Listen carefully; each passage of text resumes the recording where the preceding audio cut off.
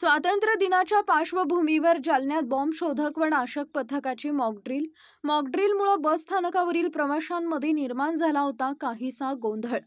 जालन्यात स्वातंत्र्य दिनाच्या पार्श्वभूमीवर बॉम्ब शोधक व नाशक पथकाने मॉकड्रिल केली आहे। जालना बस स्थानक परिसरात पार पडलेल्या या मॉकड्रिलमुळे प्रवाशांमध्ये गोंधळ उडाला होता।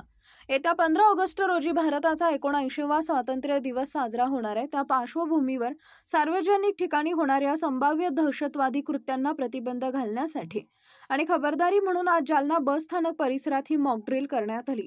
या ड्रिलच्या माध्यमातून जालन्यातील कायदा व सुव्यवस्था अबाधित ठेवण्यासाठी आणि दहशतवादी कृत्यांना आळा घालण्यासाठी बॉम्ब शोधक व नाशक पथक सदैव सज्ज असल्याचा संदेश देण्यात आला। दरम्यान बस स्थानक परिसरात करण्यात आलेल्या या सरावामुळे काही प्रवासी घाबरले होते।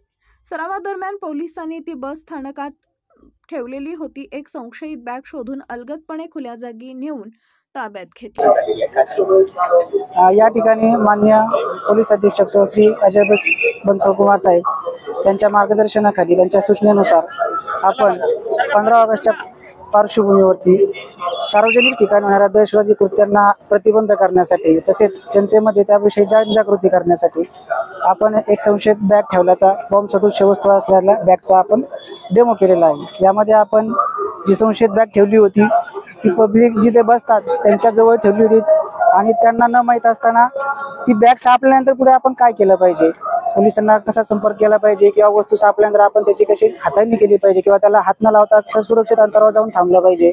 त्यानंतर कॉल आल्यानंतर जेव्हा पथक येते बॉम्ब शोधक नाशक पथक आल्यानंतर त्यांना कसं सहकार्य करावं किंवा त्या संशयित वस्तूपासून सुरक्षित अंतरावर राहून त्यांना कसं सहकार्य करता येईल याविषयी जनतेमध्ये जनजागृती केली। तसेच आमच्या BDDS पथकाने येऊन त्या संशयित वस्तूच्या व्यवस्थित त्याची हाताळणी करून त्यामध्ये असलेली संशयित वस्तू हस्तगत करून ती सुरक्षित ठिकाणी घेऊन गेलेले आहेत। अशा प्रकारे हा BDDSचा हा जो डेमो आहे हा आपण सक्सेसफुली आपण केलेला आहे।